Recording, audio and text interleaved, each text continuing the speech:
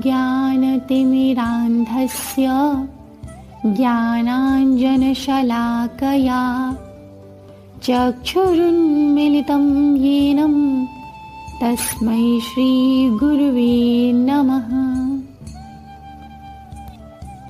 अपने गुरु को नमस्कार करते हुए मैं आकांक्षा मधुर आप सभी श्रोतागण का स्वागत करती हूँ आपके अपने ऐप बुक ऑडियो पर। बुक ऑडियो जहाँ आप सुन रहे हैं श्रीमद् भगवद गीता, गीता के सभी अध्याय, श्लोक, अर्थ और भावार्थ सहित। प्रिय श्रोतागण, अब तक आप गीता के 16 अध्याय सुन चुके हैं। पिछले अध्याय में आपने दैवी और आसुरी प्रवृत्तियों का वर्णन सुना। अब आप सुनेंगे 17वां अध्याय, जिसका नाम है श्रद्धा त्रय विभाग योग। इस अध्याय में आप श्रद्धा का और शास्त्र विपरीत घोर तप करने वालों का वर्णन सुनेंगे। इसके पश्चात आहार, यज्ञ, तप और दान के पृथक पृथक भेदों का वर्णन सुनेंगे और अंत में ओम तत्सत के प्रयोग की व्याख्या सुनेंगे। तो प्रिय श्रोतागण, आइए प्रारंभ करते हैं श्रीमद् भगवद गीता का यह 17वां अध्याय। ओम अथ 17 अर्जुन उवाच ये शास्त्रविधिमुत्सृज्य यजन्ते श्रद्धयान्विता तेषां निष्ठा तु का कृष्ण सत्त्वमाहोरजस्तमः। श्री भगवान श्री कृष्ण जब अर्जुन को बताते हैं कि आसुरी प्रवृत्ति वाले लोग शास्त्र के नियमों का पालन नहीं करते हैं, तो अर्जुन अपने मन में आया एक स्वाभाविक प्रश्न श्री भगवान से पूछते हैं। अर्जुन कहते हैं, हे कृष्ण, जो लोग शास्त्र के नियमों का पालन न करके अपनी कल्पना के अनुसार पूजा करते हैं, उनकी स्थिति कौन सी है? वे सतोगुणी हैं, रजोगुणी हैं या तमोगुणी? अर्थात वे व्यक्ति जो पूजा करने में, भक्ति करने में शास्त्र के नियमों का पालन नहीं करते, जो स्वयं का ही नियम बना लेते हैं, जो अपनी ही कल्पना के अनुसार पूजा करते हैं, उनकी स्थिति क्या होती है? क्या वे सतोगुणी होते हैं? क्या वो रजोगुणी होते हैं या वे तमोगुणी होते हैं? अपने भक्त के इस प्रश्न का उत्तर देते हैं श्री भगवान और कहते हैं, श्री भगवानुवाच त्रिविधा भवति श्रद्धा देहिनां सा स्वभावजा सात्विकी राजसी चैव तामसी चेति तां शृणु। श्री भगवान ने कहा कि देहधारी जीव द्वारा अर्जित गुणों के अनुसार उसकी श्रद्धा 3 प्रकार की हो सकती है, सतोगुणी, रजोगुणी अथवा तमोगुणी। अब इसके विषय में मुझसे सुनो। श्री भगवान अर्जुन को बताते हैं कि श्रद्धा 3 प्रकार की होती है। जिस प्रकार मनुष्य के प्राकृतिक गुण 3 होते हैं, सतोगुण, रजोगुण और तमोगुण, उसी प्रकार उन्हीं गुणों पर आधारित श्रद्धा भी 3 प्रकार की होती है, सतोगुणी, रजोगुणी तथा तमोगुणी। इन तीनों प्रकार की श्रद्धा का वर्णन श्री भगवान अब करेंगे अर्जुन से। इसीलिए कहते हैं कि अब इसके विषय में मुझसे सुनो। तो आइए श्रोतागण सुनते हैं कि ये श्रद्धा के प्रकार किस तरह के हैं। सत्वानुरूपा सर्वस्य श्रद्धा भवति भारत श्रद्धामयोऽयं पुरुषो यो यच्छ्रद्धा स एव सः। श्री भगवान कहते हैं, हे भरत पुत्र, विभिन्न गुणों के अंतर्गत अपने अपने अस्तित्व के अनुसार मनुष्य एक विशेष प्रकार की श्रद्धा विकसित करता है। अपने द्वारा अर्जित गुणों के अनुसार ही जीव को विशेष श्रद्धा से युक्त कहा जाता है। अर्थात एक सतोगुणी व्यक्ति के अंदर सतोगुणी श्रद्धा विकसित हो जाती है, एक रजोगुणी व्यक्ति के अंदर रजोगुणी श्रद्धा विकसित हो जाती है और तमोगुणी व्यक्ति के अंदर तमोगुणी श्रद्धा विकसित हो जाती है। श्रद्धा का स्वरूप पूर्णतः उस व्यक्ति के अर्जित गुण पर आधारित होता है। किस प्रकार के गुणी व्यक्ति किसकी पूजा करते हैं यह बताते हैं श्री भगवान और कहते हैं, यजन्ते सात्विका देवान् यक्ष रक्षांसि राजसा प्रेतान् भूतगणांशान्ये यजन्ते तामसा जना। श्री कृष्ण कहते हैं कि सतोगुणी व्यक्ति देवताओं को पूजते हैं क्योंकि वे ईश्वर में श्रद्धा रखते हैं। रजोगुणी यक्षों व राक्षसों की पूजा करते हैं क्योंकि वे अपनी इंद्रियों के वश में होते हैं। और तमोगुणी व्यक्ति भूत प्रेतों को पूजते हैं क्योंकि वे तो अज्ञानी होते हैं। प्रिय श्रोतागण, इस अध्याय का नाम है श्रद्धा त्रय विभाग योग। श्रद्धा के 3 विभाग, वे 3 विभाग हैं सतोगुणी श्रद्धा, रजोगुणी श्रद्धा तथा तमोगुणी श्रद्धा।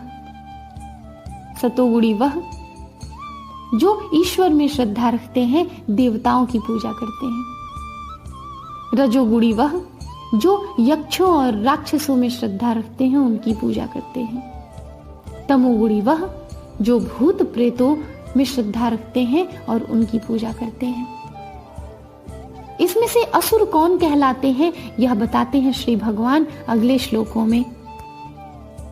अशास्त्र विहितं घोरम तप्यन्ते ये तपोजना दम्भाहंकार संयुक्ता कामराग बलान्विता कर्षयन्तः शरीरस्थं भूतग्राममचेतसः मां चैवान्तः शरीरस्थं तान् विद्यासुरनिश्चयान्। अब श्री भगवान अर्जुन के प्रश्न का उत्तर देते हैं कि वे जो शास्त्रों को नहीं मानते, अपने अनुसार पूजन करते हैं, वे क्या हैं, उनकी स्थिति क्या है। श्री भगवान कहते हैं कि जो लोग दंभ तथा अहंकार से अभिभूत होकर शास्त्र के विरुद्ध कठोर तपस्या और व्रत करते हैं, जो काम और आसक्ति के द्वारा प्रेरित होते हैं, जो मूर्ख हैं तथा जो शरीर के भौतिक तत्वों को तथा शरीर के भीतर स्थित परमात्मा को कष्ट पहुंचाते हैं, वे असुर कहलाते हैं। कुछ व्यक्ति ऐसे हैं जो ऐसी तपस्या की विधियों का निर्माण कर लेते हैं जिनका वर्णन शास्त्रों में नहीं है। उदाहरण, किसी स्वार्थ के प्रयोजन से, जैसे राजनीतिक कारणों से, ऐसे उपवास करना शास्त्रों में वर्णित नहीं है। स्वार्थवश उपवास या व्रत, इसका वर्णन शास्त्रों में नहीं है। शास्त्रों में तो आध्यात्मिक उन्नति के लिए उपवास करने की संस्तुति है, किसी राजनीतिक या सामाजिक उद्देश्य के लिए नहीं। श्रीमद् भगवद गीता के अनुसार जो लोग ऐसी तपस्या करते हैं वे निश्चित रूप से आसुरी हैं। उनके कार्य शास्त्र विरुद्ध हैं और वे संसार के हित में नहीं हैं। व्रत या तप के द्वारा अपने शरीर को, शरीर के भौतिक तत्व को या शरीर के भीतर स्थित आत्मा को कष्ट पहुंचाना भी शास्त्रों में वर्णित नहीं है।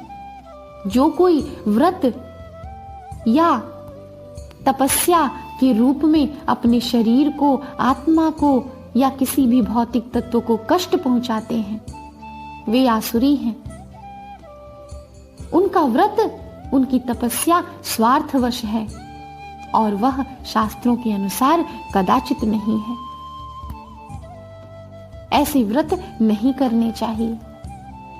प्रिय श्रोतागण, सामान्य जीवन में किए जाने वाले व्रतों की बात यदि हम करें तो कई ऐसे व्रत हैं जो कठिन होते हैं। ऐसे व्रत वही लोग करें जो उस व्रत को कर पाते हैं, जिन्हें उसे करने से अत्यधिक कष्ट नहीं होता। क्योंकि यदि अपने शरीर को अनावश्यक कष्ट देकर, आत्मा को अनावश्यक कष्ट देकर आप व्रत या तपस्या करेंगे तो वह शास्त्र के विरुद्ध होगा। आप वही व्रत और तपस्या करें जिसके लिए आप सक्षम हो, जो आप कर सके प्रसन्नता पूर्वक। वही शास्त्र के अनुसार उचित होगा और वही आपको सन्मार्ग पर ले जाएगा। आहारस्त्वपि सर्वस्य त्रिविधो भवति प्रियः यज्ञस्तपस्तथा दानं तेषां भेदमिमं शृणु। श्री भगवान कहते हैं कि जैसे श्रद्धा उस व्यक्ति के गुण के आधार पर होती है, सतोगुणी की श्रद्धा सतोगुणी, रजोगुणी की श्रद्धा रजोगुणी और तमोगुणी की श्रद्धा तमोगुणी होती है, उसी प्रकार प्रत्येक व्यक्ति को भोजन भी उसकी प्रकृति के गुणों के आधार पर ही पसंद होता है। अर्थात प्रत्येक व्यक्ति जो भोजन पसंद करता है वह भी प्रकृति के गुणों के अनुसार ही 3 प्रकार का होता है, सतोगुणी, रजोगुणी और तमोगुणी भोजन। यही बात यज्ञ, तपस्या तथा दान के लिए भी सत्य है। अब उनके भेदों के विषय में सुनो। अर्थात अब श्री भगवान अर्जुन से भोजन, यज्ञ, तपस्या तथा दान, यह चारों किस प्रकार प्रकृति के 3 गुणों पर आधारित हैं, इसका वर्णन करेंगे। इसमें सर्वप्रथम भगवान भोजन किस प्रकार प्रकृति के गुणों के अनुसार 3 प्रकार का होता है, इसका वर्णन करते हैं, जो कि है अगले श्लोकों में। आयु सत्व बलारोग्य सुख प्रीति विवर्धना रस्या स्निग्धा स्थिरा हृद्या आहारा सात्विक प्रिया कट्वं ललवणात्युष्ण तीक्ष्ण रूक्ष विदाहिनः आहारा राजसश्रेष्ठा दुख शोकामयप्रदा यातयामं गतरसं पूतिपर्युषितं च यत् उच्छिष्टमपि चामेद्यं भोजनं तामसप्रियम्। श्री भगवान कहते हैं कि जो भोजन सात्विक व्यक्तियों को प्रिय होता है वह आयु बढ़ाने वाला, जीवन को शुद्ध करने वाला, बल, स्वास्थ्य, सुख तथा तृप्ति प्रदान करने वाला होता है।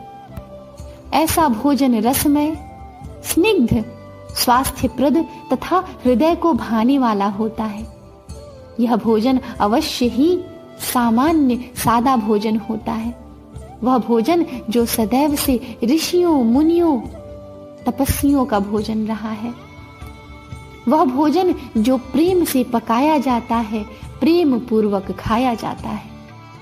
वह भोजन जो सामान्य, सरल और सुपाच्य होता है, वही स्वास्थ्यप्रद, हृदय को भाने वाला और जीवन को शुद्ध करने वाला होता है।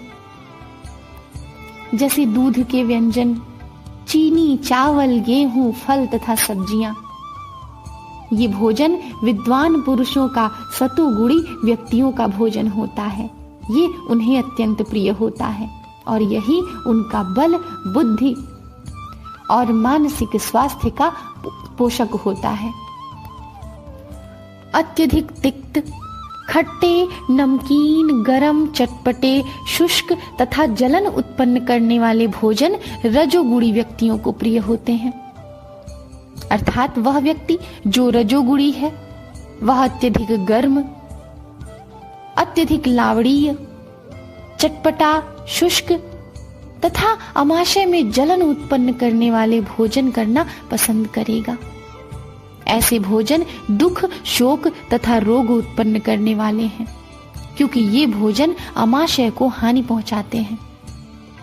आमाशय को हानि पहुंचाने से ही वे रोग उत्पन्न करने का कारण बनते हैं। और अंत में तीसरे प्रकार का भोजन, यह भोजन तमोगुणी व्यक्तियों को प्रिय होता है। खाने से 3 घंटे पूर्व पकाया गया, स्वादहीन, वियोजित एवं सड़ा, जूठा तथा अस्पृश्य वस्तुओं से युक्त भोजन उन लोगों को प्रिय होता है जो तामसी होते हैं। भोजन के इन तीनों प्रकारों के वर्णन के पश्चात श्री भगवान वर्णन करते हैं यज्ञ के 3 प्रकारों का, जो है अगले श्लोकों में।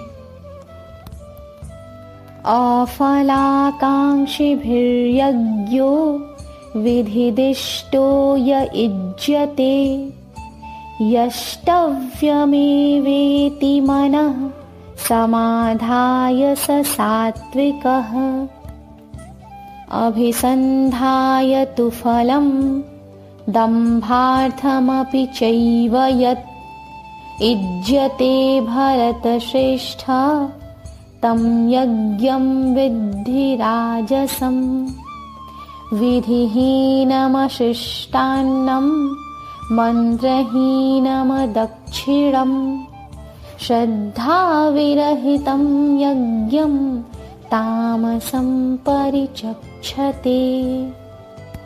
श्री कृष्ण कहते हैं कि यज्ञों में वही यज्ञ सात्विक होता है जो शास्त्र के निर्देशों के अनुसार कर्तव्य समझकर उन लोगों के द्वारा किया जाता है जो फल की इच्छा नहीं करते।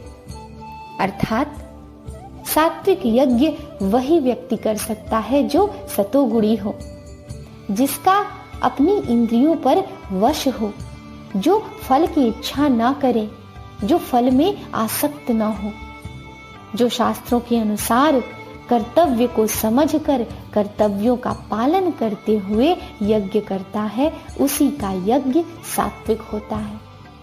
क्योंकि उस यज्ञ में कोई लोभ नहीं होता, कोई स्वार्थ नहीं होता। इसी प्रकार तो हमारा कर्म भी होता है।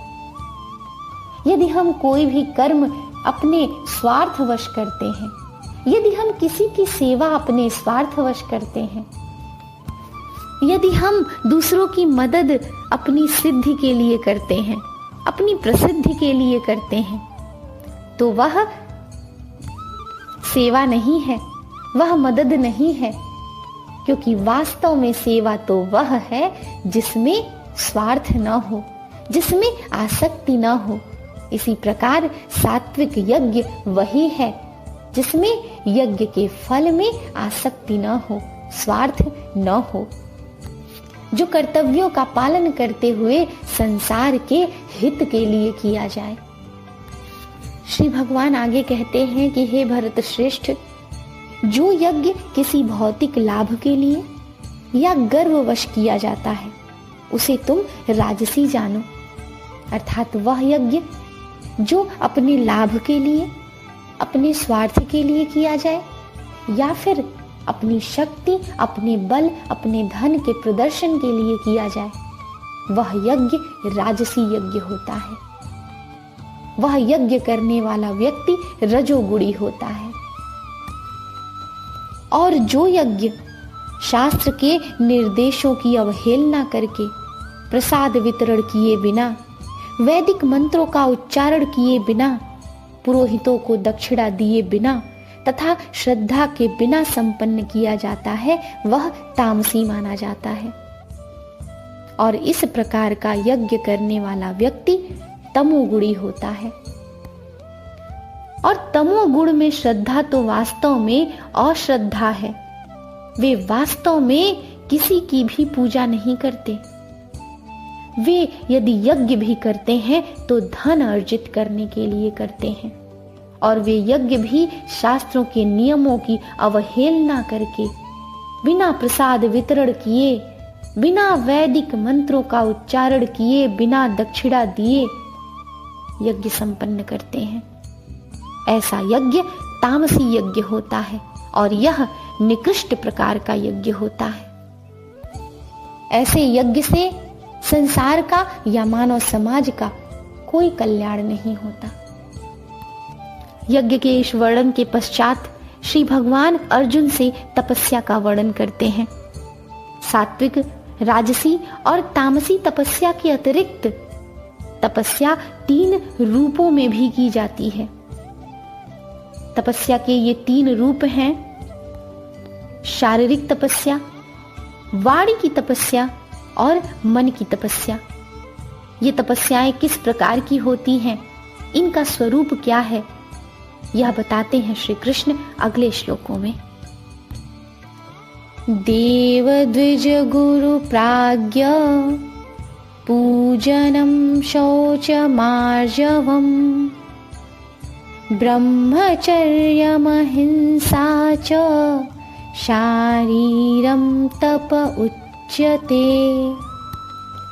अनुद्वेगकरं वाक्यं सत्यं प्रियहितं च यत् स्वाध्यायाभ्यसनं चैव वाङ्मयं तप उच्यते। मनः प्रसादः सौम्यत्वं मौनमात्मविनिग्रह भावसंशुद्धिरित्येतत् तपो मानसमुच्यते। श्री कृष्ण अर्जुन से बताते हैं कि परमेश्वर, ब्राह्मणों, गुरु, माता पिता जैसे गुरुजनों की पूजा करना तथा पवित्रता, सरलता, ब्रह्मचर्य और अहिंसा ही शारीरिक तपस्या है। अर्थात यह कि शारीरिक रूप से तपस्या करने के लिए व्यक्ति को चाहिए कि वह परमेश्वर, ब्राह्मणों, गुरु तथा माता पिता जैसे गुरुजनों की पूजा करे, उनका सम्मान करे और इसके साथ ही पवित्रता, सरलता, ब्रह्मचर्य और अहिंसा को अपनाए, इसका पालन करे। वाणी की तपस्या का वर्णन करते हुए श्री भगवान कहते हैं कि सच्चे, भाने वाले, हितकर तथा अन्यों को क्षुब्ध न करने वाले वाक्य बोलना और वैदिक साहित्य का नियमित पारायण करना, यही वाणी की तपस्या है। अर्थात यह कि वाणी की तपस्या करने वाले व्यक्ति को यह चाहिए कि वह सत्य बोले, मन को प्रसन्न करने वाली बात कहे, परंतु मिथ्या भाषण न करे। ऐसा नहीं कि किसी को तुष्ट करने के लिए उसकी झूठी प्रशंसा करने लगे। नहीं, यह तो मिथ्या भाषण है। सत्य बोले, भाने वाले शब्द कहे, हितकर तथा अन्यों को क्षुब्ध न करने वाले वाक्य बोले। ऐसी कोई बात न कहे जिससे किसी के मन को कष्ट हो। अप्रिय सत्य न बोले। किसी को समझाने के लिए कोई बात अवश्य कह दे, परंतु प्रिय श्रोतागण, ये आप भी जानते हैं कि किसी भी बात को कहने के विभिन्न तरीके हो सकते हैं। यदि आप किसी को उचित मार्ग बताना ही चाहते हैं तो उसे प्रेम पूर्वक उचित शब्दों का प्रयोग करके भी बता सकते हैं। आवश्यक नहीं कि आप उसकी कमियों को बताते हुए उससे कटु वचन कहें, उसके मन को दुखी करें। नहीं, हित कर बोलें, परंतु मन को क्षुब्ध करने वाले वाक्य न बोलें। और इसके साथ ही वैदिक साहित्य का नियमित पारायण करें, अर्थात वैदिक साहित्य का अध्ययन करें। यह इतना करना ही वाणी की तपस्या होगी। और वास्तव में प्रत्येक व्यक्ति को शरीर की, वाणी की तथा मन की तपस्या अवश्य करनी चाहिए। ये तीनों तपस्याएं मन को, आत्मा को शुद्ध करती हैं। मन की तपस्या का वर्णन करते हुए श्री भगवान कहते हैं कि संतोष, सरलता, गंभीरता, आत्मसंयम तथा जीवन की शुद्धि, ये मन की तपस्याएं हैं।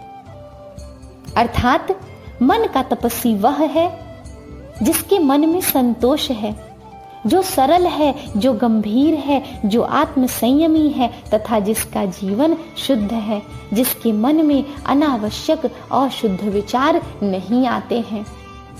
ऐसा करने वाला ही मन की तपस्या करता है।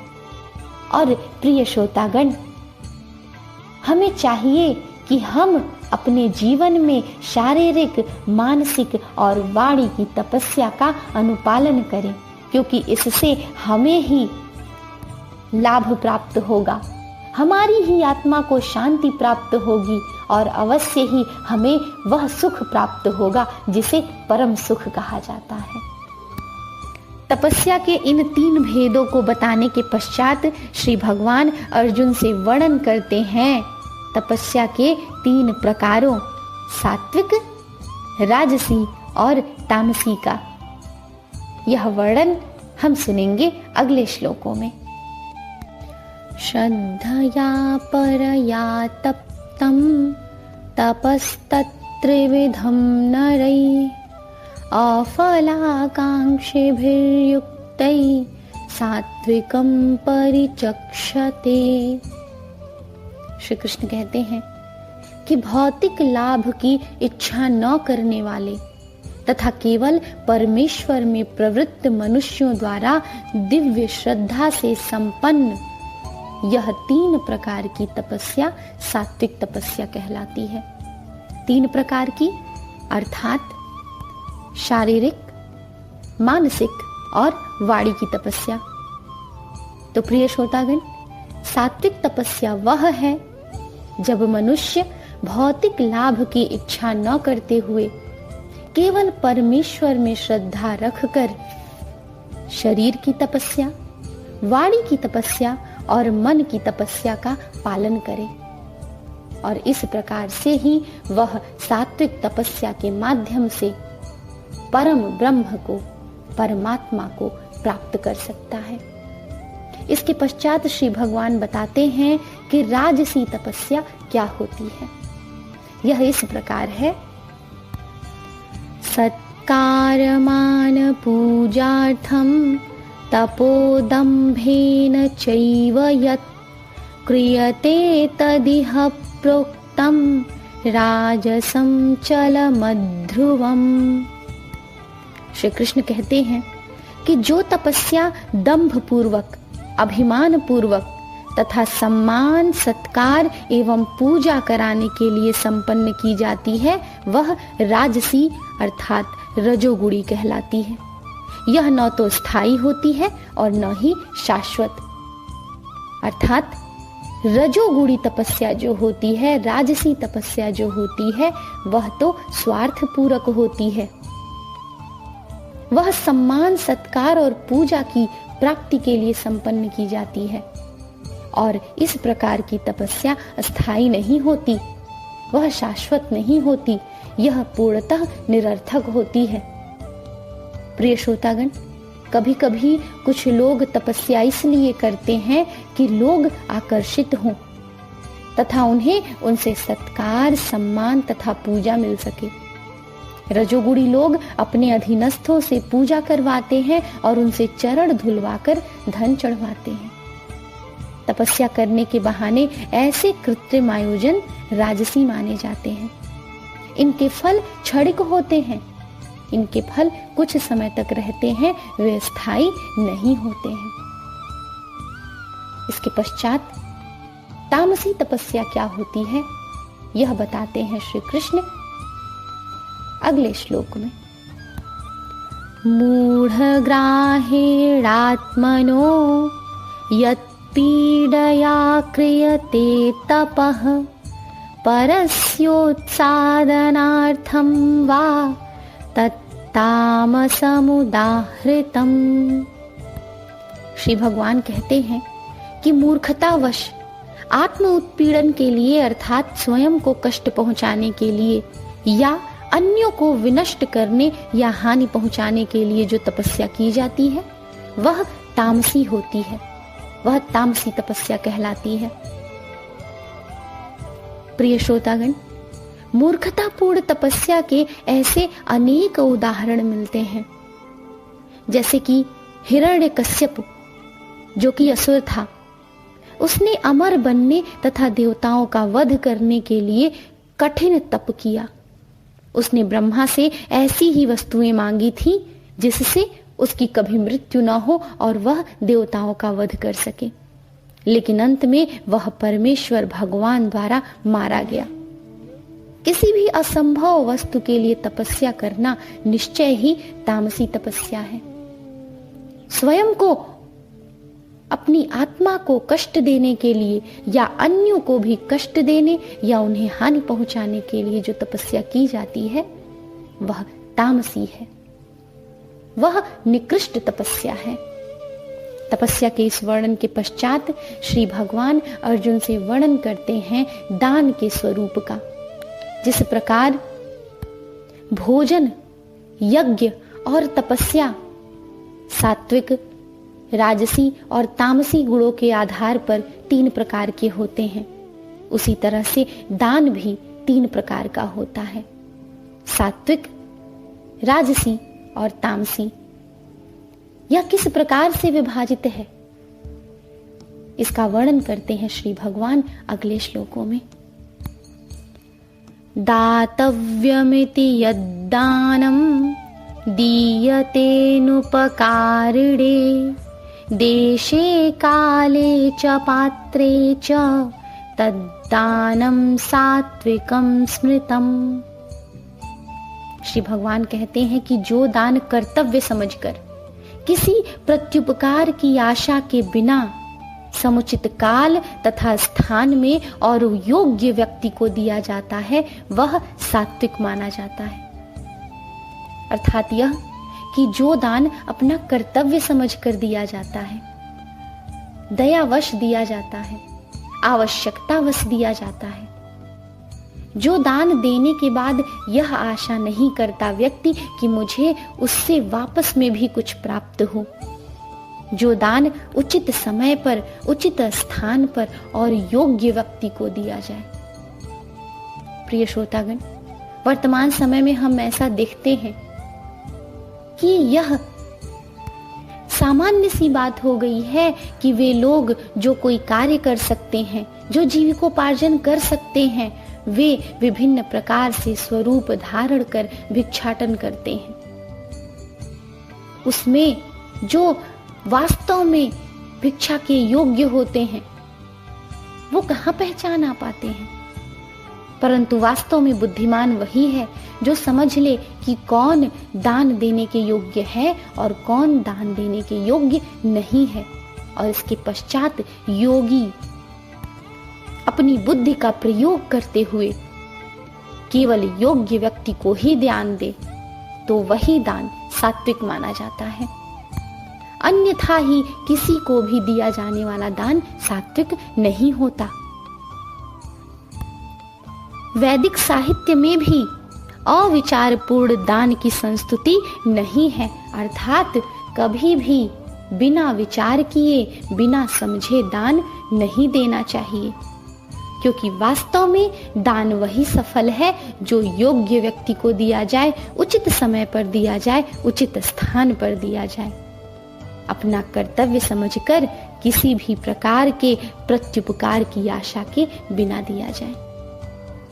प्रिय श्रोतागण, इसके बाद श्री भगवान स्पष्ट करते हैं कि राजसी दान क्या होता है।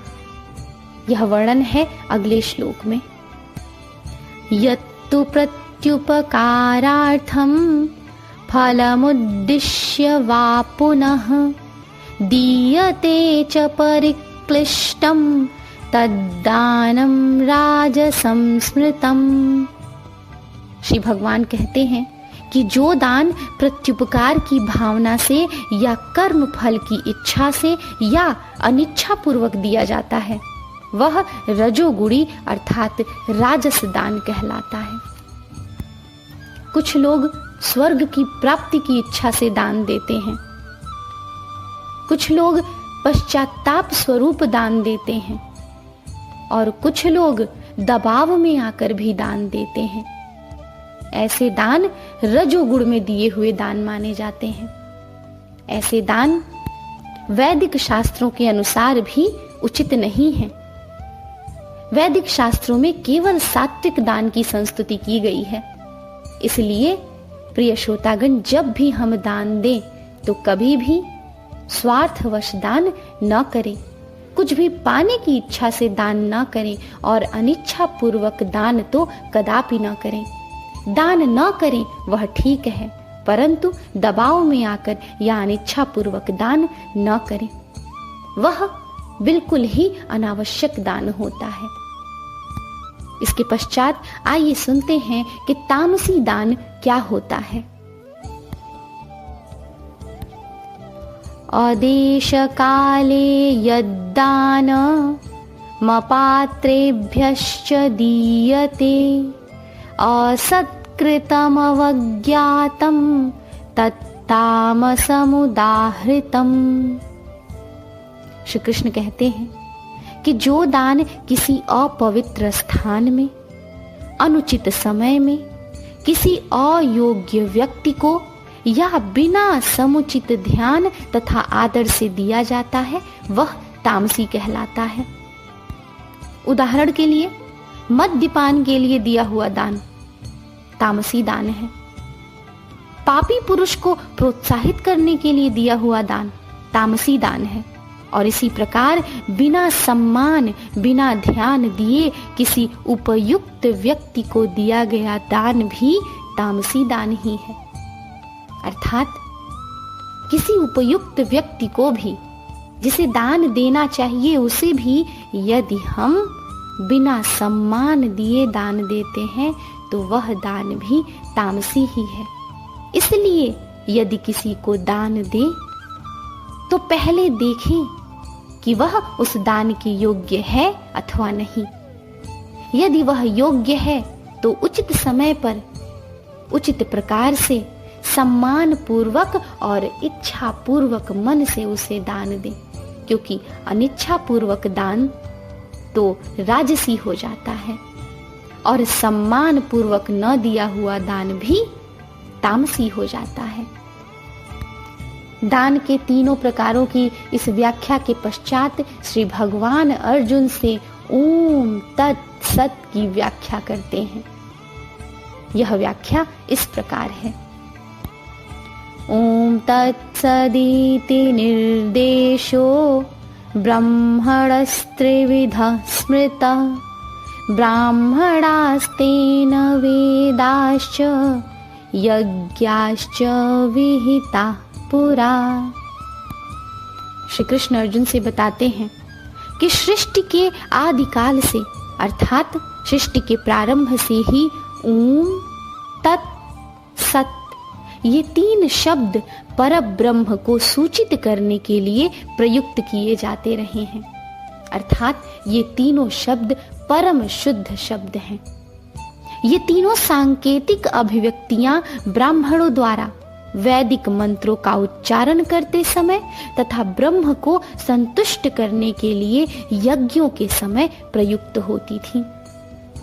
अर्थात यह प्रिय श्रोतागण कि यज्ञ करते समय ब्रह्म को संतुष्ट करने के लिए ब्राह्मण वैदिक मंत्रों का उच्चारण करते समय इन तीन शब्दों का प्रयोग परब्रह्म को सूचित करने के लिए करते रहे हैं। ये तीन शब्द हैं ओम तत् सत। ओम का प्रयोग कब किस स्थान पर किया जाता है यह बताते हैं श्री भगवान इस प्रकार से। तस्माद् ओम तदित्युदाहृत्य यज्ञदान तपः क्रिया प्रवर्तन्ते विधानोक्ता सततं ब्रह्मवादिनाम्। श्री कृष्ण बताते हैं कि योगी जन ब्रह्म की प्राप्ति के लिए शास्त्रीय विधि के अनुसार यज्ञ, दान तथा तप की समस्त क्रियाओं का शुभारंभ सदैव ओम से करते हैं। प्रिय श्रोतागण, जब कभी आपने ध्यान दिया होगा किसी भी पूजन या किसी भी आध्यात्मिक कार्य का प्रारंभ होता है तो वह आरंभ ओम के साथ होता है। इसी प्रकार से योगी जन सदैव किसी भी यज्ञ, दान तथा तप की समस्त क्रियाओं का शुभारंभ ओम से करते हैं। इसके पश्चात तत् का प्रयोग कहाँ किया जाता है यह बताते हैं श्री भगवान। तदित्यनभिसन्धाय फलं यज्ञ तपः क्रिया दान क्रियाश्च विविधा क्रियन्ते मोक्षकांक्षिभिः। श्री कृष्ण कहते हैं कि मनुष्य को चाहिए कि कर्म फल की इच्छा किए बिना विविध प्रकार के यज्ञ, तप तथा दान को तत् शब्द कहकर संपन्न करें। ऐसी दिव्य क्रियाओं का उद्देश्य भव बंधन से मुक्त होना है, अर्थात विविध प्रकार के यज्ञ, तप और दान का उद्देश्य भव बंधन से मुक्त होना है। इसलिए ये क्रियाएं करते समय तत् शब्द कहकर इन क्रियाओं को संपन्न करें। इस तत् का अर्थ है तुम्हें समर्पित, अर्थात जो भी हम कर्म कर रहे हैं वह हे परमात्मा तुम्हें समर्पित है। और इस प्रकार से कर्म और उसके फल में अनासक्ति का भाव धारण करने का ही शब्द है तत्। इसके पश्चात आइए देखते हैं कि सत इस शब्द का प्रयोग कब किस प्रकार किया जाना चाहिए। सद्भावे साधु भावे च सदित्येतत् प्रयुज्यते प्रशस्ते कर्मणि तथा सच्छब्दः पार्थ युज्यते यज्ञे तपसि दाने च स्थितिः सदिति चोच्यते कर्म चैव तदर्थीयं सदित्येवाभिधीयते। श्री भगवान श्री कृष्ण कहते हैं कि परम सत्य भक्तिमय यज्ञ का लक्ष्य है, अर्थात भक्तिमय यज्ञ का लक्ष्य है परम सत्य, परम ब्रह्म। और उस परम सत्य को सत शब्द से अभिहित किया जाता है, अर्थात जो यह शब्द है सत, उसका अर्थ है परम सत्य। श्री भगवान कहते हैं, हे पृथापुत्र, ऐसे यज्ञ का संपन्न करता भी सत कहलाता है, अर्थात परम सत्य को प्राप्त करने के लिए जो यज्ञ किया जाता है वह भी सत्य है और ऐसा यज्ञ करने वाला भी सत्य है। जिस प्रकार यज्ञ, तप तथा दान के सारे कर्म भी जो परम पुरुष को प्रसन्न करने के लिए संपन्न किए जाते हैं वह सत्य है। प्रिय श्रोतागण, इसका अर्थ है कि सत्य शब्द का अभिप्राय परम सत्य से है। जो भी कर्म परम सत्य की प्राप्ति के लिए किया जाए वह सत्य है। जो यज्ञ, जो तप, जो दान परम पुरुष परमात्मा के लिए किया जाए वह सत्य है। और इस प्रकार के कर्म, इस प्रकार के यज्ञ, तप तथा दान करने वाला व्यक्ति भी सत्य है। और जो सत्य नहीं है वह क्या है, इसकी व्याख्या करते हैं श्री भगवान इस अध्याय के इस अंतिम श्लोक में। अश्रद्धया हुतं दत्तं तपस्तप्तं कृतं च यत् असदित्युच्यते पार्थ न च तत् प्रेत्य नो इह। श्री भगवान कहते हैं, हे पार्थ, श्रद्धा के बिना यज्ञ, दान या तप जो कुछ भी किया जाता है वह नश्वर है, वह औसत कहलाता है और इस जन्म तथा अगले जन्म दोनों में ही वह व्यर्थ जाता है। अर्थात जो भी यज्ञ, जो भी दान, जो भी तप बिना श्रद्धा के किया जाता है उसका फल स्थायी नहीं होता, वह औसत कहलाता है और किसी भी जन्म में उसका फल व्यर्थ ही जाता है, उसका कोई अर्थ नहीं रहता। इसलिए प्रिय श्रोतागण, हम जो भी कर्म करें, जो भी दान दें, अपनी क्षमता के अनुसार जो भी यज्ञ तप करें वह अवश्य ही सात्विक रूप से करें, श्रद्धा से परिपूर्ण होकर करें, फल की इच्छा के बिना, कर्म फल में आसक्त हुए बिना, सम्मान पूर्वक शास्त्रों के अनुसार करें। उसी का अर्थ है, वही सफल है। ओम तत्सदिति श्रीमद्भगवद्गीतासूपनिषत्सु ब्रह्मविद्यायां योगशास्त्रे श्रीकृष्णार्जुन संवादे श्रद्धात्रयविभागयोगो नाम सप्तदशोऽध्यायः। प्रिय श्रोतागण, इस प्रकार श्रद्धात्रय विभाग योग नामक श्रीमद् भगवद गीता का यह सप्तदश अध्याय संपूर्ण हुआ। इस अध्याय में आपने सुना कि प्रकृति के जो 3 गुण हैं, सतोगुण, रजोगुण तथा तमोगुण, उन्हीं पर आधारित श्रद्धा भी 3 प्रकार की होती है और उसी आधार पर भोजन, यज्ञ, तप और दान भी 3 प्रकार के होते हैं, सात्विक, राजसी और तामसी। इनका वर्णन और विवरण सुना आपने इस अध्याय में और अंत में ओम, तत् और सत, इन तीनों शब्दों के प्रयोग की व्याख्या आपने सुनी। इसके पश्चात श्रीमद् भगवद गीता का अंतिम अष्टदश अध्याय आपके समक्ष लेकर आऊंगी मैं, आकांक्षा मधुर, आपके इसी अपने ऐप बुक ऑडियो पर। श्रीमद् भगवद गीता निश्चय ही आत्मा को परम सुख प्रदान करने वाली है। इस परम आध्यात्मिक सुख की प्राप्ति के लिए, परम शांति का मार्ग दिखाने वाली श्रीमद् भगवद गीता के अमृत रसपान के लिए, गीतोपनिषद का अर्थ और सार समझने के लिए आप सुनते रहिए बुक ऑडियो मेरे यानी आकांक्षा मधुर के साथ। जय श्री कृष्ण।